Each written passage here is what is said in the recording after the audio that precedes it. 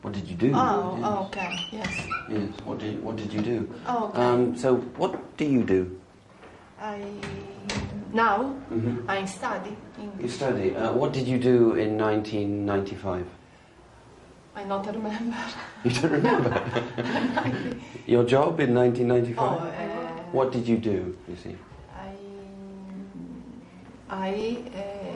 I worked teacher. I worked as a teacher. As a teacher. As a teacher. Okay, so what did you do in 1995? I worked as a teacher. Okay, you can close your books for a second. Let's see. Fiammetta, in Italy, do you have anything similar to a free school? Actually, I don't think so. No? No. How about in Korea, Hyungbum? We have some, but I think it's not usual. Yeah. It's not the usual. Yeah. Vanch, would you like to go to a free school? Well, not really. Why? I don't know, just we have one similar school in Slovenia, and what I saw, I don't like it. No, not for you. What I saw on television and things like that. Okay. How about you, Roman? I've never heard about a free school in Switzerland, but I'm not sure if I would like to go there. No? Because if you don't have to go to lessons, you will just choose the lessons you like, and maybe you will miss. Me? Oh yes, I usually read in the afternoon too. But recently, Osamu book is I didn't read the book. What type of thing you read most? poetry.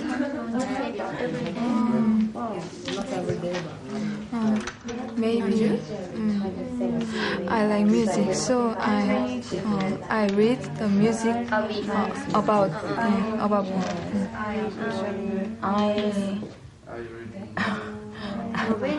I read most my dictionary. Yeah, me too. Yeah.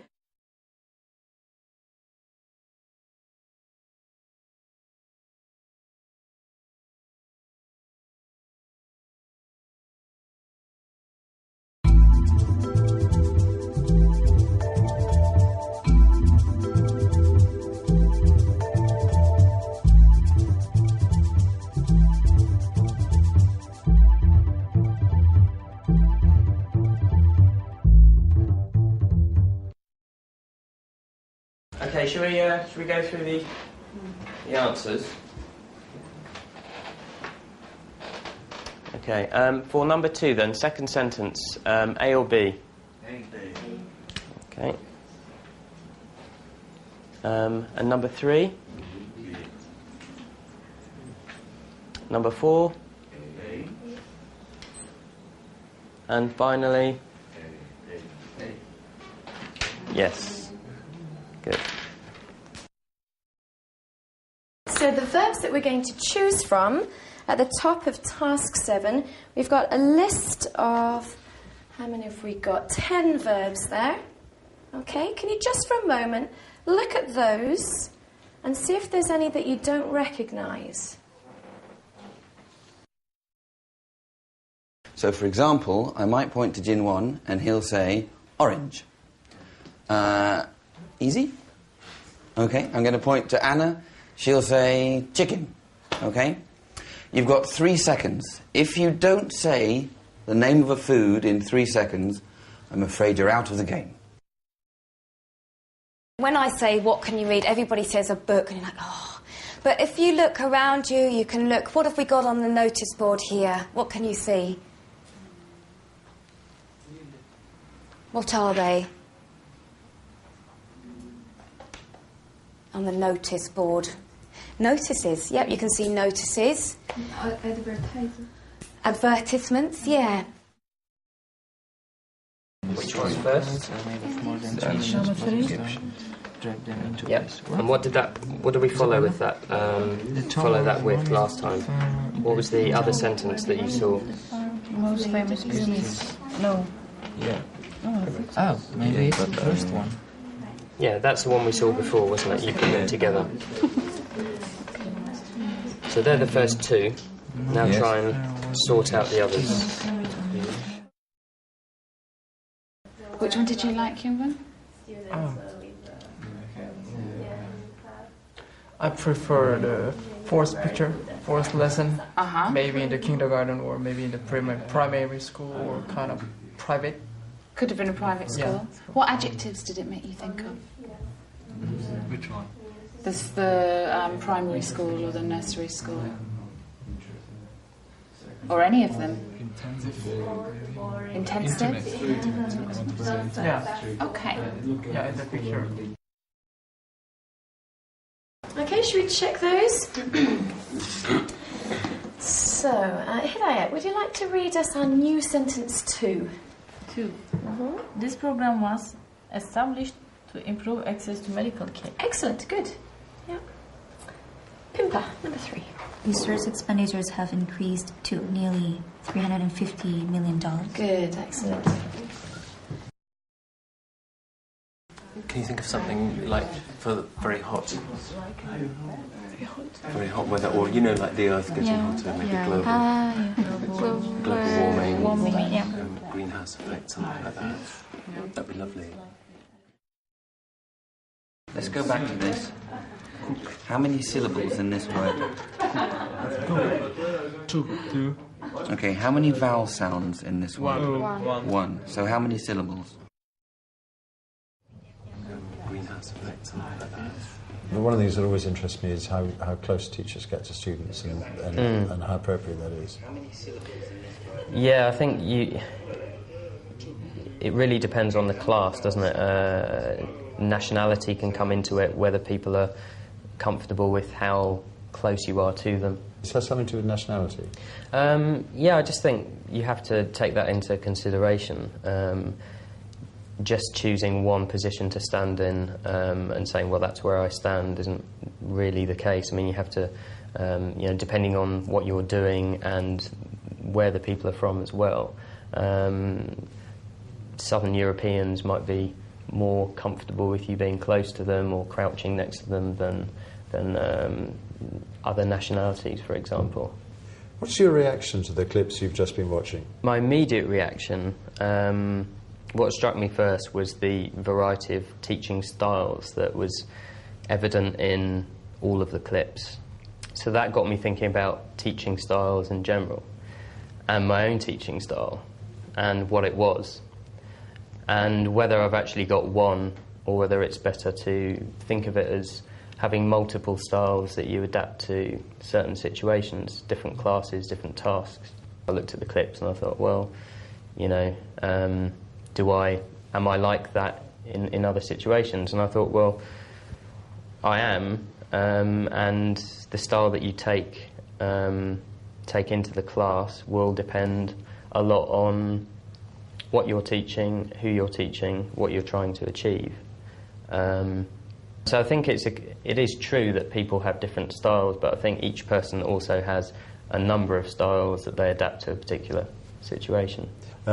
Did you think carefully about things like standing and seating, or is that just something you sort of do without thinking too carefully about it? I think you consciously think about it sometimes, but I think it would be true to say that it's something that comes with experience. I mean, you start knowing the best place to be for a certain task, for a certain activity. And that could be for a number of factors, whether the exercise is teacher-centred or student-centred, whether there's an element of correction needed. Does that correction involve all of the students or one individual? If it does involve all the group, then it might be best to be near the board, so you can use that as an aid. So there are a number of factors that I'd say. And also, I think sometimes, if you're looking at, for example, accuracy, then it's necessary for you to be next to the students because that's the whole point. You're supposed to be correcting them. For other activities, for example, brainstorming, it might not be necessary for you to be there at all. I mean, you could just leave a group and come back to them and see what they've come up with. I was interested in the contrast between when you were working with the individual groups of people, you tended to sort of stand by the table and do it like that. We saw some of the other teachers were sort of sitting on tables, crouching on the floor, that kind of thing. I wondered if you had any comments on that. Well, I think, again, it was interesting seeing the other teachers and the other clips. I think there are moments when I will crouch next to a group of students, and I think sometimes by crouching next to a group and not being visible to other groups, you're not interfering with what they're doing. By standing up, you're still visible. People might be listening to what you're saying to a particular student, not focusing on what they're supposed to be doing with their group. And I've noticed that in a few situations where people have sort of looked over, what's he correcting? Shall I write that down? If you're not visible, you can help the group that you're working with, allowing the others to get on with it and then move on. So I think crouching does have its role sometimes, Is there any time when it might be sort of inappropriate? I think you have to take into consideration nationalities, different cultural backgrounds, and also how well you know the students. I wouldn't, on the first day, during a getting to know you, go up and crouch next to a group of students, because I think that might be sort of seen as an invasion of personal space. But if you know the group and you've been working with them and you've got a good rapport, then that might be appropriate. It might be seen as friendly. And so I think there are a number of things you've got to consider.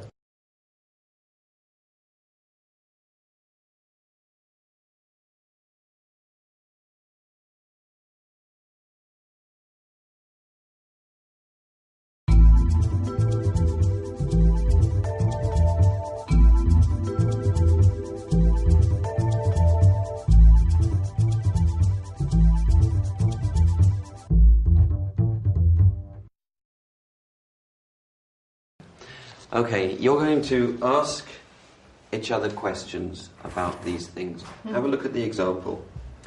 Did people drive cars 100 years ago? And you have to think, 100 years ago, 1906. Did we drive cars in 1906? What do you think, Patrizia?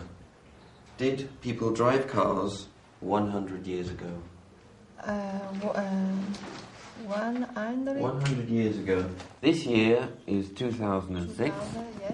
100 years ago is no. 1906. Okay, so your answer can be yes, I think they did. Repeat? Yes. Yes, I think they did. Okay. I'm not sure. I'm not sure. And no, they didn't. No, they didn't. Okay, so Franca, did people drive cars 100 years ago? Yes, I think they did. Okay, good. Arno, can you ask Sinaye a question about something else? Yes, use this question, but use a different object. Okay. Did people ride bikes 100 years ago? I'm not sure. Okay, good. So, what I want you to do is you two work together, ask each other questions about these, and you three work together. I'm going to mix you all up what I'm going to do is I'm going to give half of you a quote. A quote is something which somebody said, okay? And the other half, I'm going to give you something that you read. And you need to stand up and find your new partner, okay? So this is an example of one. It says, this is a quote, and it says, 200 pages of excitement. 200 pages. Now, what would you read that's 200 pages long? A book, yes. Or another word for a book, a storybook, a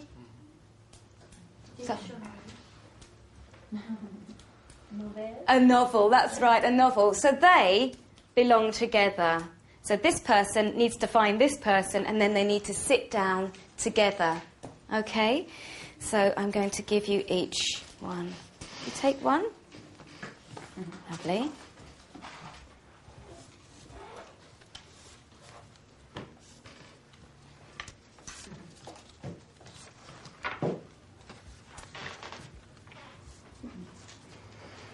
Which one? And you two can share that one. Okay. I'd like you to read it to the other people in the class. Don't show it to anybody, just read it. Okay, listen to each other, and when you think you've found your new partner, sit down together. Okay? So stand up and walk around. Okay, well done, that's excellent. Now we're going to move on to a bit more vocabulary. Not all of these are verbs now. In numbers 1 to 4 below, we've got a choice of 2 words or phrases, and you want to cross the one out that you think is informal, leaving the formal of the 2 options. So if we look at number 1 together, so sentence 1, the government has made good progress or considerable progress in solving environmental problems. Which one sounds more formal? Lovely, yes, so cross out the good. Okay, we'd like to do the same for numbers 2, 3 and 4. So sentence 1, the government has made good progress or considerable progress in solving environmental problems. What's your reaction to the clips of people giving instructions that we've just been watching? Quite positive, because it's nice to see that it works. There's instructions given in different ways, and sometimes you give instructions and you wonder whether they've sunk in or not. And sometimes they have, and sometimes they haven't, and sometimes you don't know whether they have or not. If they haven't, then you can either let them carry on and try to get them to finally understand what they are supposed to be doing, or you can, perhaps if there's 2 students who don't know what they're supposed to be doing, you can ask them to watch what's going on. Sometimes you do have to just stop everyone and start all over again. Because? Well, you normally see when you haven't explained it properly, and everything, well, basically everyone's doing what they shouldn't be doing, or they're doing something not quite in the way that you wanted them to do it. That probably means you haven't explained it properly, so you just need to give them a little bit more encouragement, perhaps another demonstration of what's supposed to be going on. Is giving instructions something you can be trained to do, or do you just kind of learn it on the job? I think you can be... It's funny, because I think I learned it on the job, and it is trial and error, seeing what works and what doesn't work. And I think you have to give instructions in different ways, if only for variety. But I think an important thing about giving instructions is that it's interesting for students to hear you giving instructions. So in a sense, giving instructions is sort of good comprehensible input. It's Absolutely, yeah. Yeah, I think any language in the classroom is useful language. And in the clip, for example, where we saw you giving an instruction, had you planned to do it that way? Was it very carefully thought out, or did you just do it sort of on the basis of what it felt like at the time? It wasn't carefully planned. I think that's what I would have done naturally with that level and that activity, without thinking about it too much. They were very low-level students, so I did have to be quite explicit and make sure that the demonstration I gave was very clear before I started the activity. Otherwise, it wouldn't have worked with that particular group.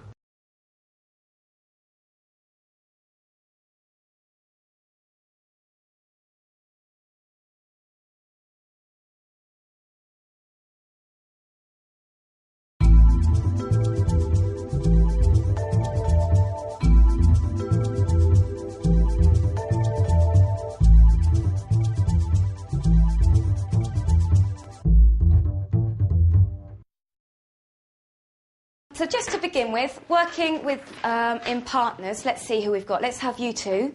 We'll have you two. You two, and you three can work together. I'd like you, in 2 minutes, to write down a list of as many things that you can think that you read. OK? Anything that you read, just write a list in your group. 2 minutes. Ready, steady, go. Okay. Now, what I need is tables with... This is a table, so what's that?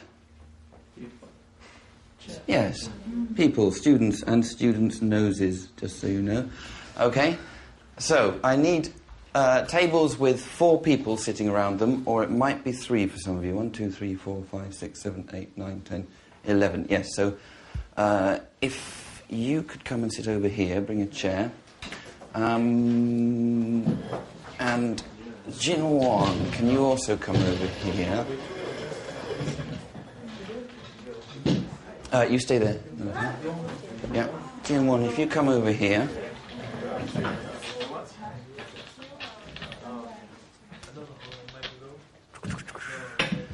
Okay, and can you two come around out?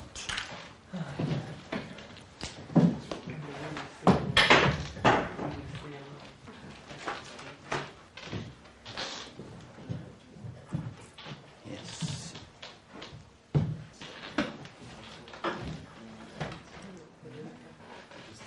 Let's actually move over here. Can you three all come over here? If you sit in that chair there, that's fine.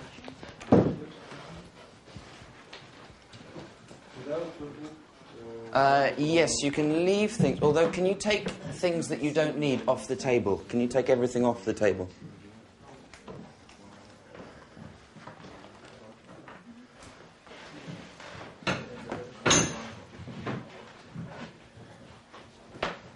Does everyone have a chair? All right, it's 2 3s and 1 4. Right. I don't know whether you agree with that. What do you think about that? I'm going to ask you to talk about that in groups of 3, 3 and 4. And I wonder if I can move you just a little bit so that we don't have people who are from the same country. Yes. So maybe, Jessica, could you talk with Luca and Lourdes? So Luca and Lourdes, if you come over here, and Yusra, if you can talk with Simon and Juanma. No, that doesn't quite work. And then Inma, if you come over here. That's great. Yes, if you come over here to maybe change places with... So I go there? Yes, Lourdes, if you come over here with Luca.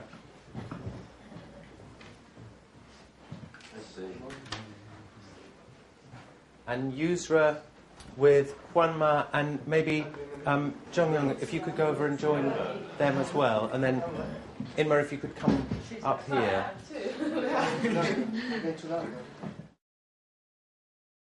11, yes. So if you could come and sit over here, bring a chair. Like just then when I didn't quite get it right, because I think it's part of that. How often do you use different student groupings in a lesson? It depends on the students, it depends on the activity. In this case, I wanted to put them into, I wanted to make new groups because of the activity, but often I might just do pair work, or but I use pair work more than group work. And why do you use pair work? Well, and group work, but pair work especially. The great thing about pair work is that everyone is either talking or listening. In group work, you might, if you had a group of 4, 2 people might be talking for most of the 3 or 4 minutes, and one person might be drifting off into a daydream. In your clip, you put particular students with particular students. Why did you do that? Because the activity I was doing was related to a particular cultural experience based on the students' country of origin, or I wanted them to share their own experience with students from other countries, so I needed them to be in groups. Or I needed them to exchange ideas with people not from their own country. Do you do that a lot of the time, actually choosing specific students? It depends on the group, and it depends on if a group is working fine, I will I will probably leave them be. But if I feel that one student is maybe not getting so much of a chance to talk, or two people don't work well together, I would then shift it around. It depends on the circumstances, I would say. But it's largely because of the individual student? Yes, and I think one responds to a dynamic. If the class is feeling a bit flat, you might pep it up by putting them in different groups.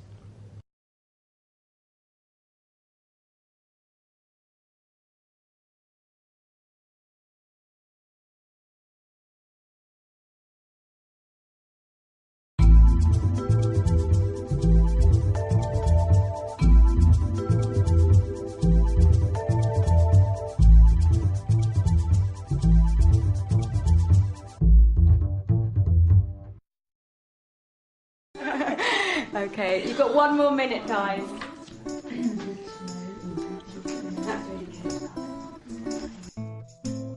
And this is walked, because it's no voice. Voice moved. In the second sentence. And then new information comes at the end again. And if you organise the information like this, it's clearer. It's just easier to read the text. Let's pass one on to Pimper there. 2 there.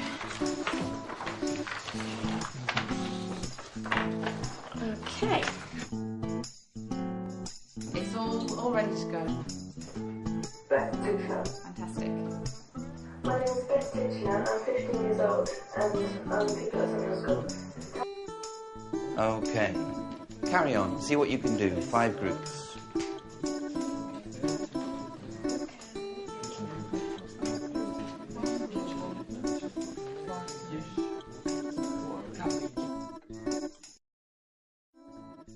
What's your reaction to the different clips you've seen of all these different seating arrangements?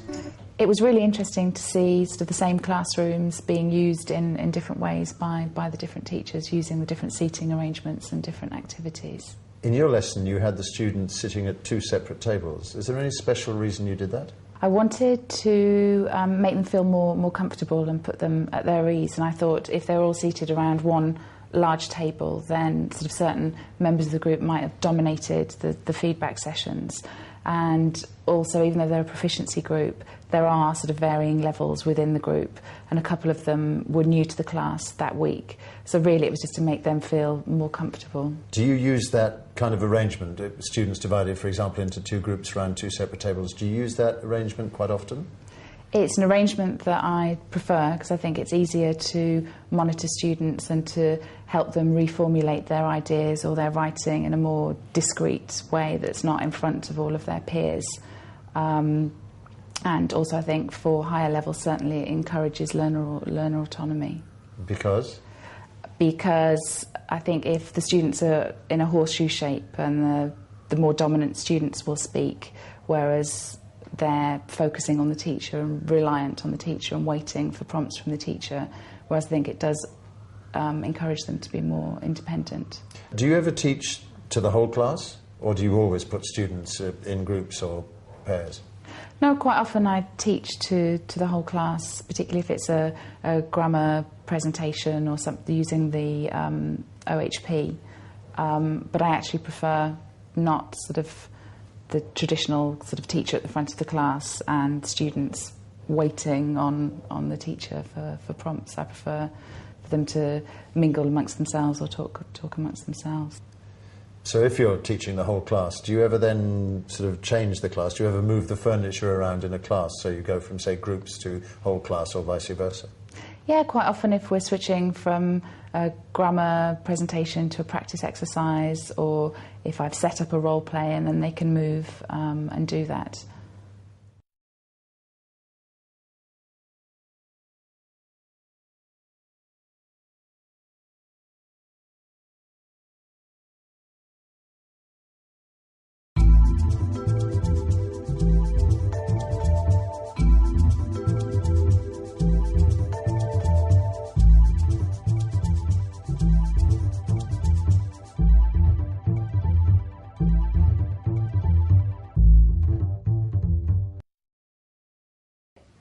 Poetry. Poetry. Do you know this word, poetry? Poetry is when it's like a song, but there's no music. And all the lines, they often rhyme. They have the same sound at the end. Okay? We've got some poetry here. So you've got some poems like T.S. Eliot. And it looks a little bit like this. Uh-huh. Okay. Great. Okay, last one. Frying pan. What do we use a frying pan for? Frying something, for example. Potatoes. You could slice up potatoes, put them in, fry them. It's normally quite large and flat, and you cook with it on the hob. If you want to fry an egg, for example, you would use a frying pan. Saucepan. Saucepan, yeah. Saucepan is a small pot that you would use on the hob to make a sauce in fact, but you can use it for other things. Okay, so if you imagine this is a frying pan, quite shallow and large, a saucepan is quite, well, it's bigger than that. It's more that shape. Okay, and then a larger one we would call, I would call that a pot, a bigger pot, yeah. Stir? Stir. Stir is when you turn something with a spoon. If you put sugar in your coffee, you stir your coffee. What else? Scramble. Scramble. What do we scramble? It means to mix it up. So almost always what we scramble is eggs. If we're cooking eggs, sometimes we mix them up in the pan and you scramble them.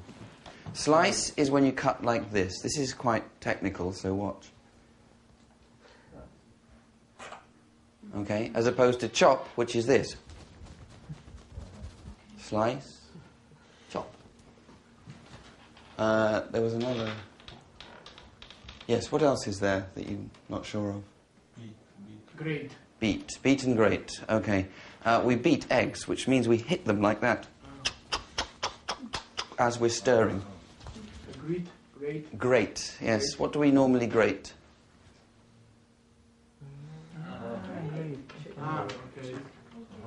Cheese. We grate cheese. And we grate cheese so that we can sprinkle it on pasta. On pasta or pizza. So we make very small slices of cheese by grating it. What's the difference between bitter and sour? Sour has a best taste. A bad taste. A bad. A lemon is sour. Tastes quite nice. Bitter. Coffee is a little bit bitter. Tastes quite nice. If you eat something sour, it makes you do this. Like vinegar or lemons. Okay. If you eat something bitter, you do that. So if your coffee is too strong, it's too bitter.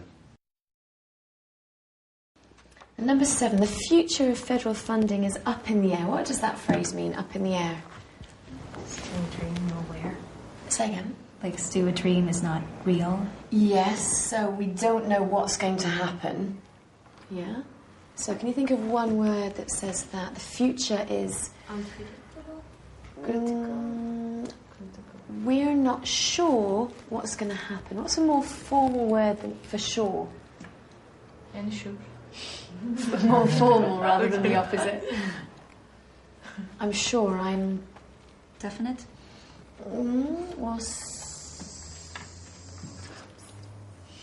Absolutely. Lovely. And the opposite? Uncertain. That's it. Yeah, so the future is uncertain. Uncertain. Has anybody... Idmar, have you got anything for it seems? Anything? It looks. It looks. It looks. Maybe you could say something. It appears. Maybe it looks. It looks as if, or it looks like. Would be great. It's likely that. Yes. So it seems. That's great. And what's the adjective? The adjective for appears. Adverb apparently would be great as well. No, that's lovely. That was where I was trying to get to. Apparently and apparent. So you could say apparently instead of it seems that. Increasing. Rising, getting bigger, getting larger would be lovely. Growing would also be lovely. Going up. Change, yeah, definitely. Changing. And seeing other people is reassuring as well. That's pretty similar to what I do.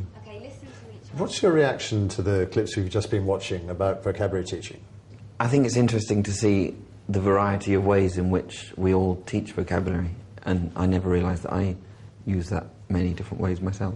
There's a contrast between some of the techniques you use where you're actually teaching vocabulary and some of the other clips where teachers are trying to get the vocabulary from the students. Do you have any comments on that? Yeah, I think it's important to elicit vocabulary sometimes, and what's important is making a memorable experience when that word is learned. So if you elicit it and somebody gets it, then they're going to remember getting that. They're going to feel a bit chuffed, and they're going to think, oh, I guessed that word and I didn't really know it, so I feel good about it. Or even, how did he get that word? And the person next to him might remember that. And so the fact that it's memorable actually helps students to understand or remember or feel good about I think it gives them reference points if they have memorable images or feelings while this is all happening. There's words that they won't remember because they won't need to remember or won't want to remember, but there'll be events that happen in the classroom with words that they want to know, and they can attach them to those events.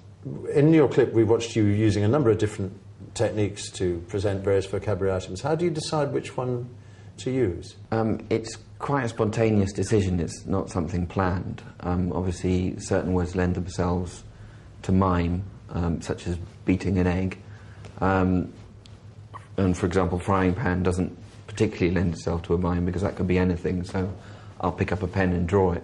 I might try and mime it first because I don't have a pen in my hand, but obviously while I'm doing that I'm thinking they're not seeing a frying pan, so I'll try and draw it on the board. I'm not a great artist, but you can roughly do the outline.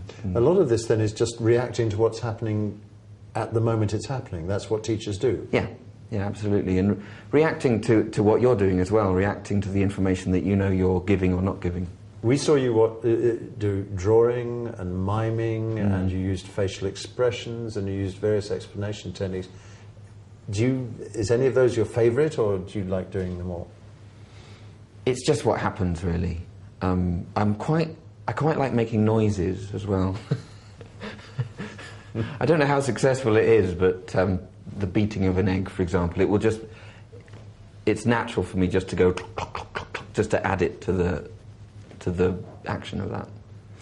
It's nice to be able to perform a little bit and do a little mime and a noise and things like that, if it's appropriate for the word.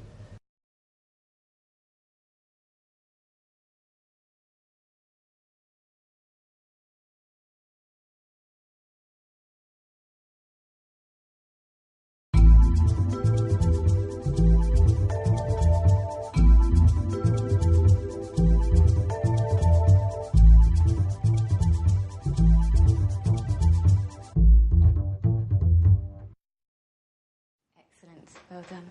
Okay, I'm going to stop there and we're going to move on to do a bit of reading ourselves. Do you recognise this person here? Yeah. Do you? Who is it? J.K. Rowling. That's right. Good. Okay.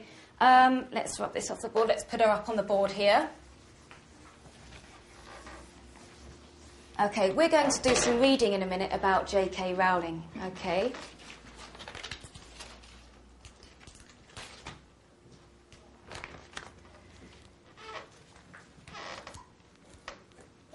Do you know much about her? What do you know about her? She's the author of Harry Potter. Okay, good.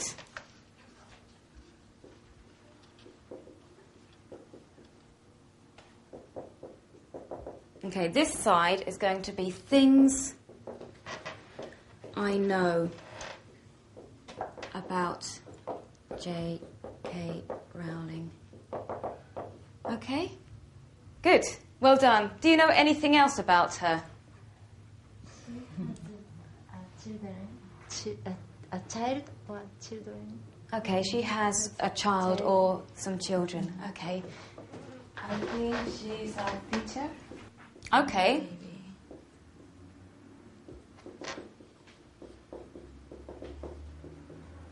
She's a teacher. Do you know that, or you're not sure? I'm not sure. Okay, let's have a second column, and let's put this one, things we want to know,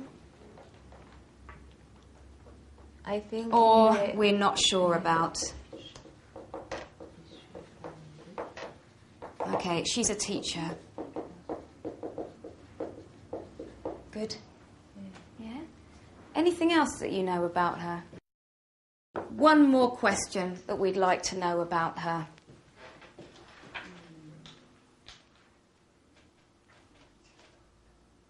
Has she died? Or is she alive? Do you know the answer to that? I don't know.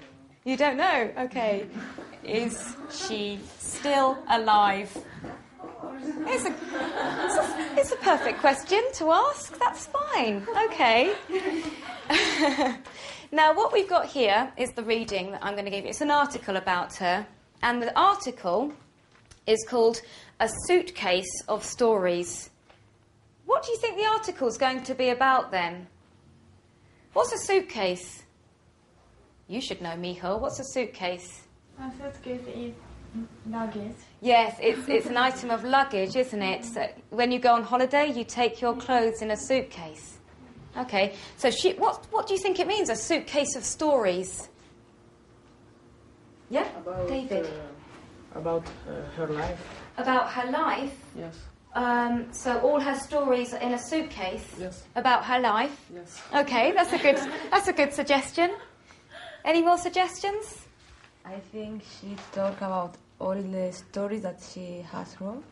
Okay, and maybe she keeps them in her suitcase. All her stories that she's written, she keeps in her suitcase. They're all very good suggestions. What I would like you to do is spend 3 minutes reading the article and tell me what the title means.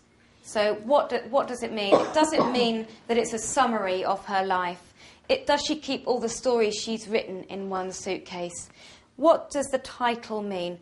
Don't use your dictionaries. It's just quick reading through to get the general idea. You don't need to understand detail at this stage. Okay? So what are you going to read for? Which question do you need to answer?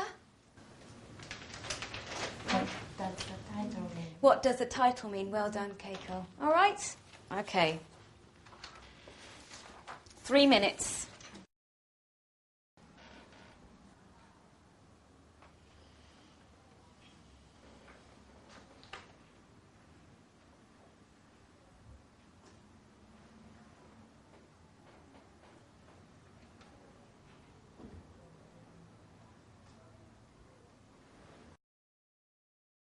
Okay, and stop.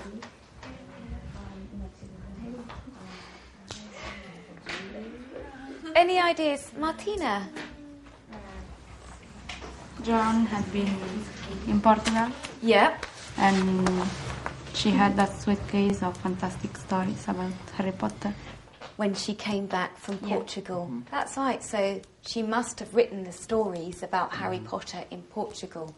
Okay, and then when she came home, she brought them back in her suitcase. Okay, simple. Well done. You were nearly there. What I would like you to do now is just quickly read through it again with your partner and discuss the points on the board. Are these right? Does it mention these points in the text? And can they answer our questions? Can the text answer our questions? So just go through the text again to find out if it mentions these points and if it can answer our questions. Okay? 3 minutes, just going through quickly.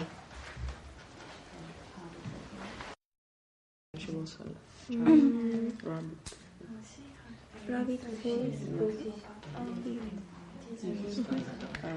Is she still alive? What's that? She's rich. Is she rich?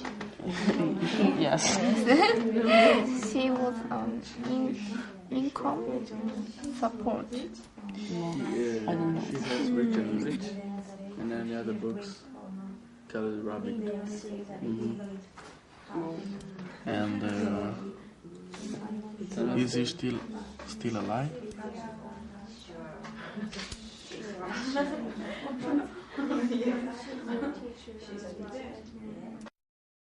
Okay, I'm going to stop you there. Let's just go through quickly. Is this right? She wrote Harry Potter? Yes. Okay. She has a child or she has a couple of children. Does it tell you about that? No. It doesn't tell you. Okay. She's British? Yes. Well, it says that yeah, so she can speak English, but of course. I think, yes, that's pretty much confirmed in there. She was on income support. She had money. We don't know about that. But what about she's rich now? I think we know she's rich. She's a best-selling author, so I think it's quite clear. She's a teacher. Yes. Yeah, okay. All right, okay, if you want to change it, perhaps not now. Now she's a writer, so we could change it to she was a teacher. And has she written any other books? No? Yes. Marco? Another book, Colored Rabbit. Called Rabbit. Called Rabbit. Yes, another book called Rabbit. Excellent. So yes, she has, and it was called Rabbit. Okay. Is she still alive? Yes. You think yes. Does it tell you in the text? It doesn't tell you, but from general knowledge in the classroom, is she still alive? Yeah, she is. I think she's still writing them. I think she needs to finish 9 novels, I think. So, yes, that's she's still got a bit of writing to do. So we could change it to she was a teacher. And has she written any other books? No? Marco? In the reading sequence we've just watched, you asked the students to tell you what they knew about J.K. Rowling, who is the subject of the reading text, long before they actually got to the reading. Why did you do that? Well, first of all, to generate some interest in the topic that they were reading, and to give them their own input into the task, to share their knowledge and experience of the topic. And for any students who might not know anything about J.K. Rowling, they would benefit from the collective information that we put on the board. And also, afterwards, it served as a second reading task when we went back and checked for the information, so they were reading for detail. So it had two purposes, really. Is this something you always do in reading lessons, or was this rather special? To begin with, I always try to generate interest in the topic of the reading, whether it be through the method I used just then, or through vocabulary, or pictures, or video, or songs. They have to have some interest in the topic. They've got to be motivated to read. And it stops them from just reading a text cold as well. So they have some background information about that topic. The next thing you did is you got them just to try and find out what the caption to the text meant. Why did you give them that reading task? I wanted them to read to get the general idea of the text, to read for gist. And I set them a task to give them a purpose to read and to get the gist from the reading text. If I hadn't set a question or asked them to predict what the title meant and then check their predictions, then they'd just be reading aimlessly and perhaps getting hung up on all the individual words and what each sentence means. So I just wanted them to read quickly through to get the general idea of the text, which is a valuable skill to have. We read for gist all the time. We're skimming through different texts, and they need to be able to learn to do that in a foreign language. And what did you do after the sequence that we've just watched? After the sequence, we drew out some language from the reading text, which was the past perfect. We highlighted different sentences from the text and looked at them in context and tried to understand how we use the past perfect tense. And do you always do that? Do you always try and get language out of the text like that? I often try to do that. If I want to teach some language, it's always useful to see the language in context first. I don't always do it, but it's a good method of teaching language, I feel.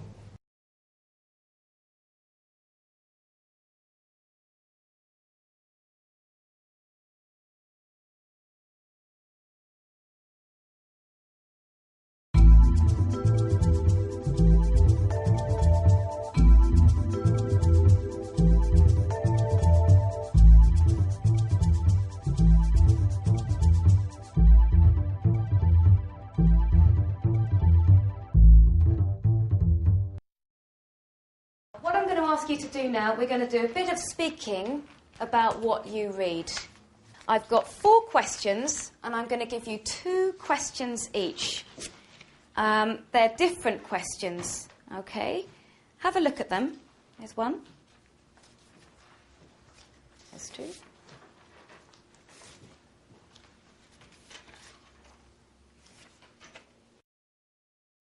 So, can you be my partner for 1 minute for an example, Ines? Okay. Which one have you got? 1. You got 1 and 2, so I'm going to ask you number 3. Ines, when do you usually read? When?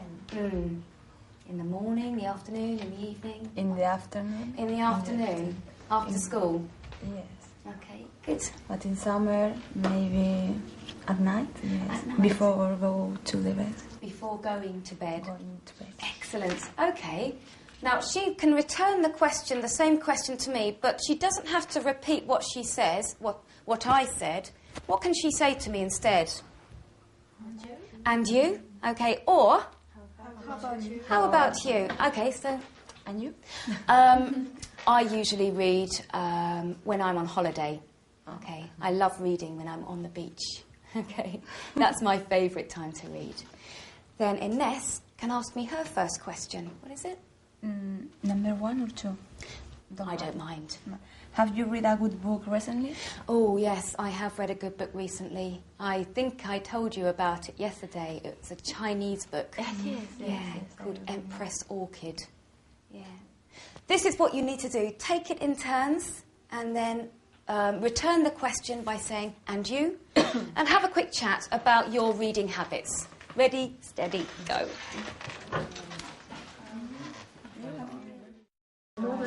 Me? Oh yes, I usually read in the afternoon too.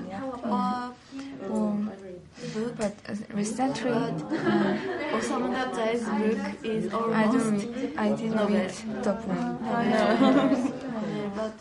What type of film do you read most?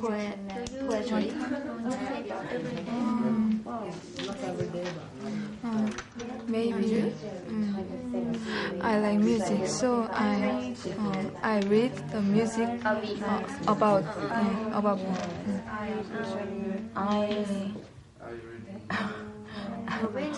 I read most my dictionary. Yeah, me too. Yeah. Great. Well done, everybody. Really good. Just one thing.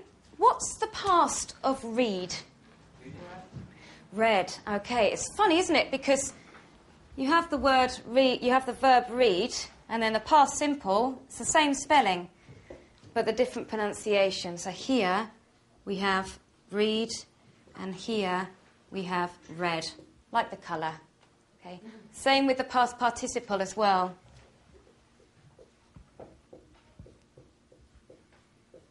Okay. Read, read, read. And one more thing, just to double check. So, when I'm a child, where's the mistake with that? If I write that on the board, when I'm a child. Okay, change that to the past. Well done. It's a simple mistake, but just to make sure, when I was. Okay? Good work. Okay, I'll rub that off the board. Let's just have a little bit of feedback. Okay, Sari, tell me one thing about Rowena. Anything that you found out.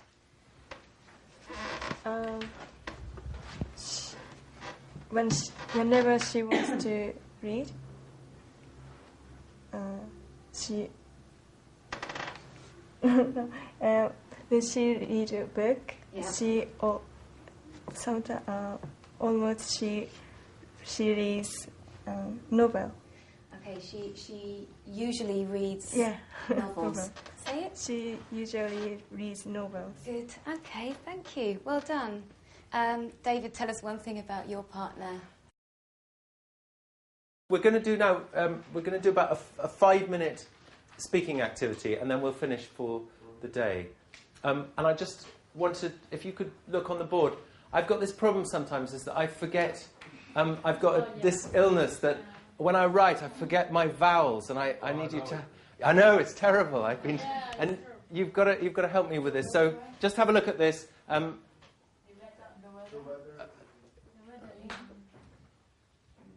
Oh! I got better for a second.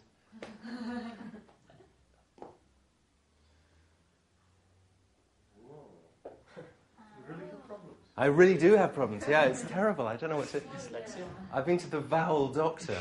I get a vowel supplement. The weather in England. Sorry, this is a word which has no consonants at all. In Country. a country, the weather in a country has a great effect on its people and its culture. Fantastic. The weather of a country has a great effect on its people and its culture. Okay, so what I'd like you to do now is just 5 minutes. Could you brainstorm some ideas, some examples of how the weather changes or has an effect on the weather of maybe your country has an effect on the people who come from your country and also the culture. And if you compare weather and culture, you might find some similarities or differences. So 5 minutes, please, in your groups. For the places you go, usually winter time we are staying more than summertime. The weather doing affect to Chinese people a lot because I'm in a city which we eat a lot of hot food because the weather is so sticky and humid. So if we eat hot food, then we can just sweat a lot. Not Any difference from London? For what? From London. Yeah, a lot. Because in here, even if it's summertime, they are not eating cold one. Just chips. Because, I mean, the weather here is just cool. It's not like weather somewhere else. How about Spain? Well, Spain is hot, isn't it? But it depends. In my city, winter is very cold and summer is very hot. And it changes the way we live. It changes a lot because in summer people is in the street until very late, 2 a.m. And in winter. And the siesta. Yes, and in winter there is no siesta. In summer, almost everybody has. It's really good. I'm sorry, I'm going to interrupt you just in case. I don't know if you're going to go off and play football. We're going to come back to this tomorrow, and we're going to talk about the different areas where weather and or how in areas in which weather can affect people and culture. And tonight you can do some research into, because as you know, the weather in this country is so warm and bright, and the people are so warm and so lovely. And thank you very much. Thank you so much, everyone. You've been brilliant. This is what you need to do. Take it in turns and then return the question by saying, and you? And have a quick chat about your reading habits. Ready, steady, go. Why did I say that? Do you normally say that kind of thing? I don't know. I just I think it's like starting off the activity, ready, steady, go. But I don't think I normally say it, but perhaps I do. There are a lot of things we're unconscious of, aren't there? Yeah. Until you see them on the screen. I I think you introduced it in a really nice way, really relaxing. They all feel very, or they'll look very relaxed now. What was it she did that made... Well, the modelling, I thought that by doing it and demonstrating it, but also you personalised it by talking about what you liked and referring back to yesterday. We're going to do now, we're going to do about a 5-minute speaking activity, and then we'll finish for the day. And I just wanted, if you could look on the board, I've got this problem sometimes, is that I forget, I've got this illness that when I write, I forget my vowels, and I need you to, I know, it's terrible, and you've got to help me with this, so just have a look at this. They knew this before, I mean, I'd done this before. Maybe not every student, but some of them knew it. And they quite like it. I got better for a second. You got better for a second. I know. Love that. I know. I really do have problems, yeah, it's terrible. So this is a kind of way that you often use just to sort of get things off the ground? I don't know where it came. I may have seen it somewhere, but it came to my mind about 6 months ago, and I just did it one day in class, just for fun, because I was writing something up on the board which was a bit boring. They're all very engaged. And it's absolutely brilliant, because people get into it. And so the whole point of it is just at the beginning of an activity, yes. You just want to get... Well, it's something boring, which they might, like an essay title, which they might find dry. It brings it to life. What interested me about those two clips is two apparently very different styles of teacher. So my question, I think, is it because you're very different kind of teachers, or would you both change if, for example, you taught at the advanced level, would you be a bit more like Philip, and if you were teaching at the lower level, would you be a bit more like Pip? Yes, I think we would change a lot. I wouldn't have to perhaps give them a model at advanced level. They would know what to do. Part of the model was getting them to return the question with, what about you, how about you? Whereas an advanced class would already know how to do that. If you did what you did with your class, with mine, if I modelled some questions and I got them to do it, they'd probably think... I was patronising. Yes, them. They might have come to the wrong level or something, or they think, we don't need this is a waste of time. Yeah. So... Having said that, if the topic is an easier topic with yes. lower levels... Yes. I'd be happy to just let yes. them sort of ask their own yes, questions. Exactly. But the topic, it's quite specific, talking about reading. Not all of them read, so I try to, choose some questions which would involve them all as well. So the topic was quite... Excuse me. I'm also interested in whether it's true that the higher you go in terms of level, the more authentic or the less prescriptive you have to be, or you need to be. In other words, in a very high level, you can just say, "Oh, talk about this." Whereas if you do that with let's say, an intermediate or a pre-intermediate level, they might be lost because they don't have the confidence or the language to do it. So when you were both sort of thinking about these classes, I think what I'm hearing is that you quite deliberately sat down and thought, the way to do this, I must do this. It wasn't a sort of in-class decision. It was something you planned out quite definitely. Definitely planned to do that and have the questions ready for them there to use. And in my experience as well, with lower levels, if you don't give them a demonstration or a model, they can just end up giving one-word answers, and it's not nearly as effective as if you do. So I definitely planned that into the lesson. Whereas when you were thinking about it, I was thinking that I knew that I think confidence is a good word, because I think what Pip, I hope I can speak for you, but what Pip was doing was maybe giving them confidence to go into the discussion, whereas with me, I was confident in their confidence. So because you knew this class quite well, I knew the class exactly. I knew the class quite well.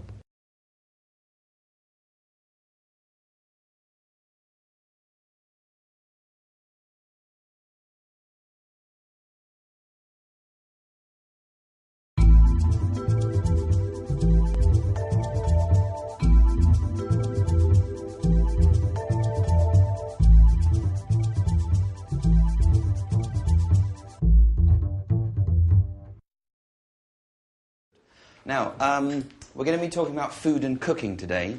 So to warm up, I'm going to point to you in turn, okay? And I just want you to mention the name of a food. So, for example, I might point to Jin Won, and he'll say orange. Easy? Okay, I'm going to point to Anna. She'll say chicken. Okay? You've got 3 seconds. If you don't say the name of a food in 3 seconds, I'm afraid you're out of the game. But don't worry, it won't change your life. Right, so we're going to continue with academic writing today.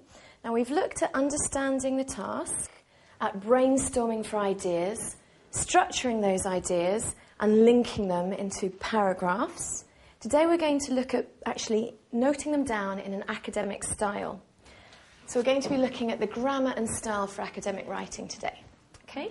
We're going to start off with vocabulary, particularly now phrasal verbs. We're going to be looking at phrasal verbs. Okay, good afternoon, everybody. Good afternoon. How are you? Good. I'm going to show you a picture. Tell me, it's some writing. Tell me what it is. Could you tell me what it is? What kind of writing? It's a letter, absolutely. It's a letter.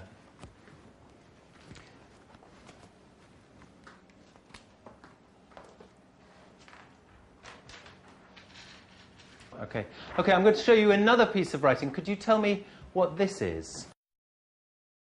Today we're going to look at ways of improving our writing, and we're going to look at lots of examples of texts and how we can organise text better, and hopefully that will help you with all types of your writing. Before we start, with a partner, could you make a note of what makes a good piece of writing? Try and think of some aspects. For example, grammatical accuracy is important. Can you think of some other things that are important when you're writing? What's a teacher looking for when he's marking a piece of work? We're going to start off with vocabulary, particularly now phrasal verbs. We're going to be looking at phrasal verbs. Okay, good afternoon, everybody. How are you? Good. I'm going to show you a picture. Tell me, it's some writing. What's your reaction to the various clips we've seen of the different ways teachers start their lessons? It wasn't actually a great surprise. I think there are a few sort of standard ways of introducing a lesson. You can express your sort of intentions for that lesson, your goals for that lesson, which, as I remember, most of the other teachers did, perhaps not in quite as much detail as I did with summary of previous lessons. Another way that I remember one of the teachers, Louise, starting a lesson was with a game, with a bit of a warmer, which again I like to do quite frequently to put students in a good mood and a sort of frame of mind that is good for learning. In the clip of you teaching, you started with quite a detailed explanation of what the students were going to be doing in the lesson. Why did you decide to do it like that?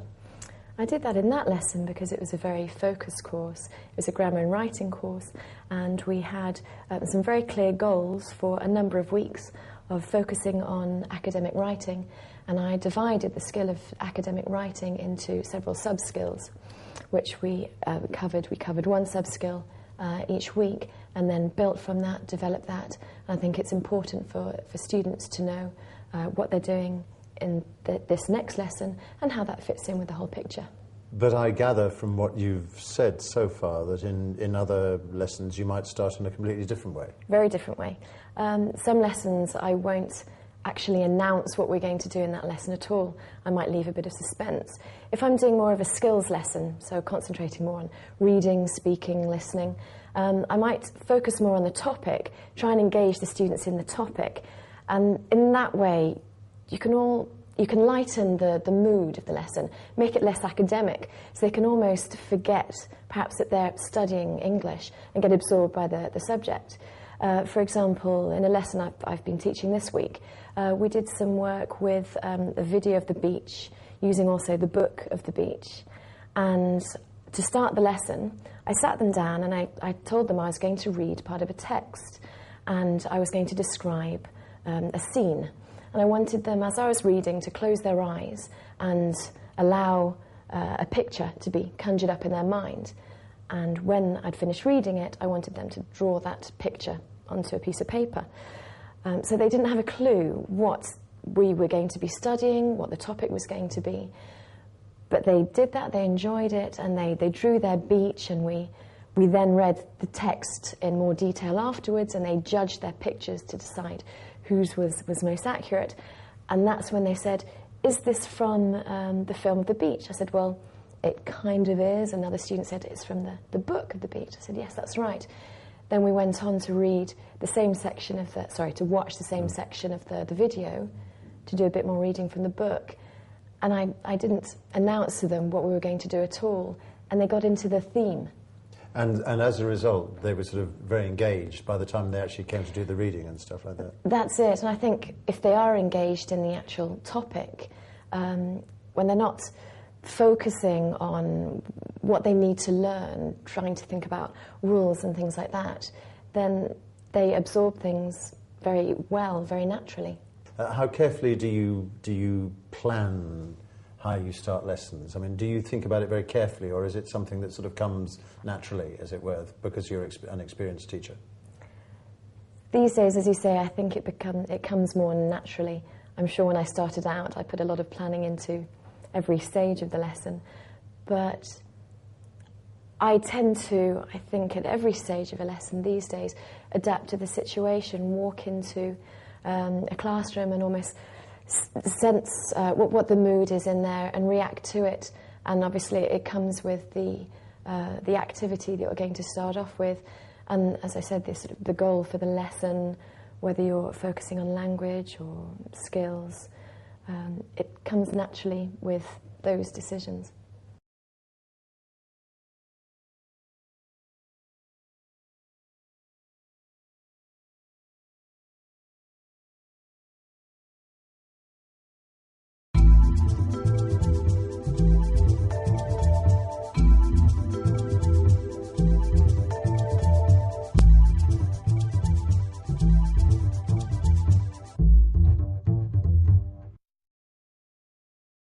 Okay, clear the table.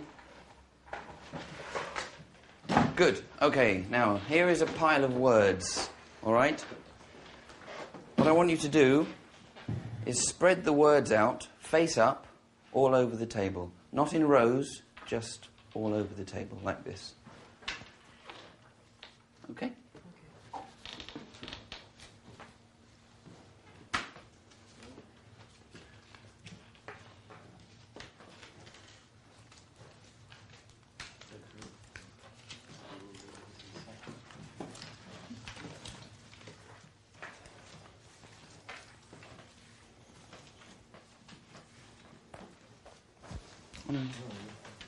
Yes, that's right. Spread them all over.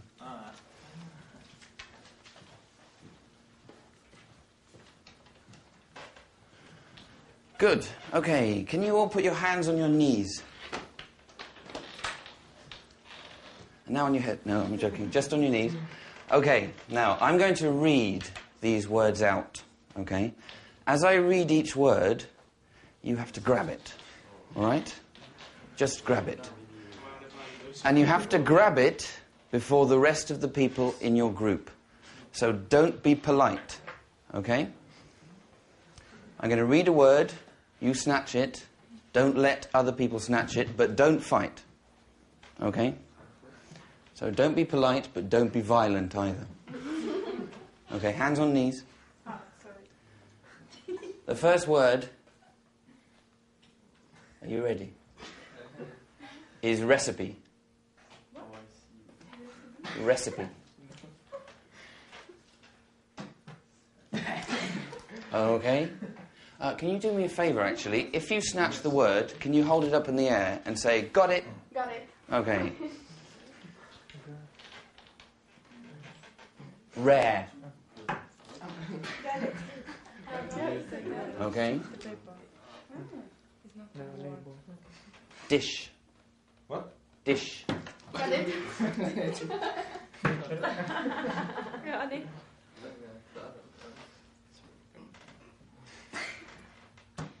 If you get it, keep it. If you get it, keep it. Okay? Oven. I got it. Careful. Yes, hands on knees, because some people have long arms. Sweet.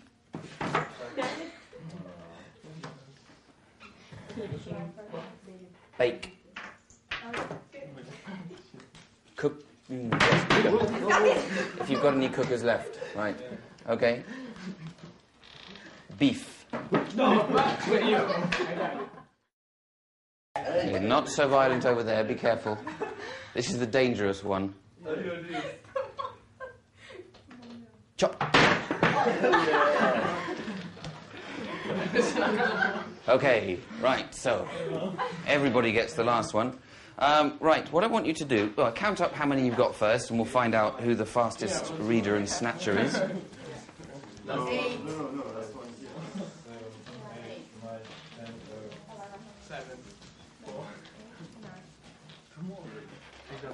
9, wow.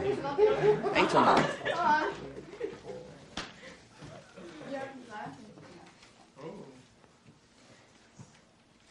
How many? 11. 11. So you both won. Well done. Okay. And you won with 8. 9. Oh, 9. 14. Huh? 14. Anna, well done. 14. 8. 10. 4. 11. Okay. So well done, Anna, with 14 there. Okay, guys, so we've been doing education all of this week, lots of vocabulary. So this afternoon we're just going to have a quick vocab quiz before we start to wake you up after lunch, and then use the vocabulary, lots of listening and speaking. Okay, so we have 2 teams, Team 1 and Team 2. And if I can have one volunteer from Team 1 here, and Soledad, can you be the volunteer? If you can just move your chair a little bit back, that's fine. Thank you, Hyungbom. Okay. So Soledad and Hyungbom, don't look. I'm going to write a word and your team will explain the word to you. It's an education word. Okay? And the first person I hear can have 1 point. So no cheating, no looking. Okay. Okay, go. It's a school for everybody. Not public. No, it's not things. Oh, well done, Soledad. Sorry, I didn't hear you. Okay, and change. Different person. Swap over. Ready? Oh, better change that when you're cheating. Okay, go. An intensive course. Very intensive course. Crash course. Yeah. Very good, very quick over here. Okay, next person. Swap over. Make sure you're not looking. I trust you. Ready? Okay, go. Not a student, but teacher. Lecturer. No. What about very young teacher? Yeah. Very young student. Okay, one more, last chance, guys. You're just not quite quick enough. Roman.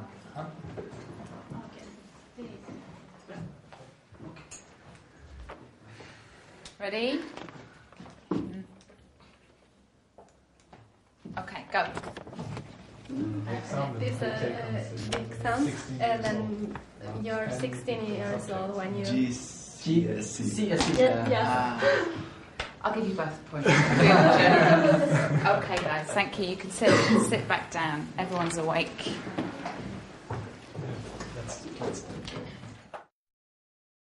Where did you get this game from? Okay, go. Someone showed it to me in Brazil, actually, my first teaching job. It's a terrific game, isn't it? It's really... It's great because it kind of works with all levels, grammar, vocabulary. What was your reaction to watching those games clips? It was a really good reminder of sort of how much fun games are in class and how much students generally, as a rule, enjoy doing them. Why did you use a game in your lesson, and what was it for? What stage of the lesson did it occur in? This was right at the beginning of the lesson, so it served as a warmer to energise the students after lunchtime. And also I wanted to recycle some of the vocabulary they'd been looking at and learning all week to prepare them for the listening and the reading activity that followed. Do you use games a lot? I probably do use games quite a lot to recycle vocabulary or to introduce a topic, or maybe as a diagnostic activity to see sort of exactly how much vocabulary students know about a particular topic. What are the sort of key characteristics of a good game then? I think an element of competition to kind of motivate them to take part. They love team games because obviously they're not put on the spot and asked to kind of produce things individually. So an element of competition, teams, and I guess sort of fast-paced activities. This is a very unfair question, but do you have a favourite game? One that you like more than the others? I have to say the Backs to the Board is probably one of my favourite games because it's so simple and you can use it for all levels of students. I mean, this was a proficiency group, but it can be used with beginners. It can be used with sort of single lexical items or whole sentences. So it can be used for grammatical forms as well. So that probably is my favourite.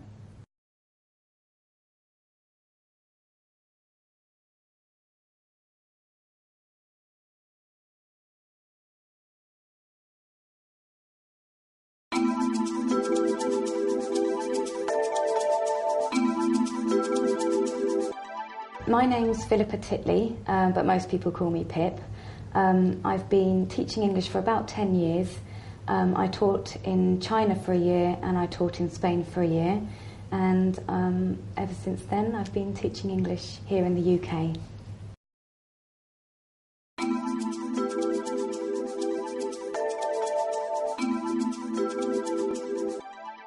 I'm Philip. I've been a teacher for 20 years. I've taught in London and also in Paris, and at the moment I teach mostly high levels, particularly the proficiency exam.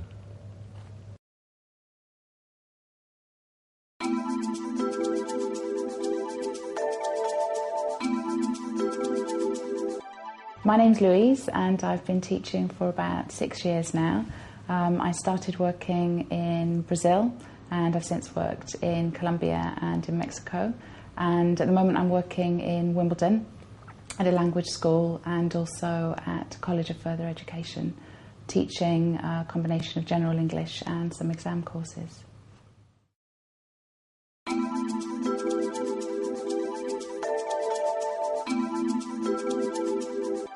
My name's Mark. I've been teaching for 6 years.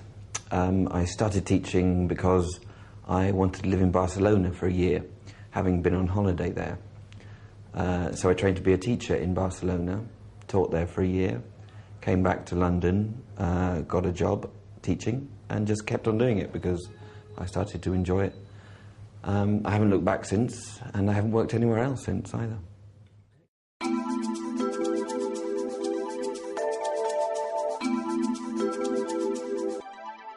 Hi, I'm Pip. I've been teaching English for about 9 years now.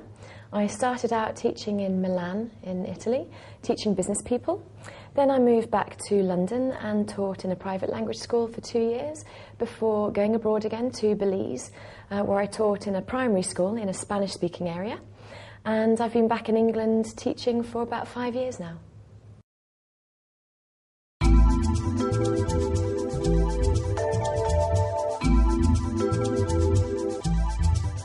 Hi, my name's Chris McDermott. I've been teaching English now for just over 8 years. Started my teaching career in this country before moving abroad. I taught for a year in Italy, a year in Spain, before coming back to England. And I've been working in London for about 3 years now. Currently working at Wimbledon School of English, where I've been for about 18 months.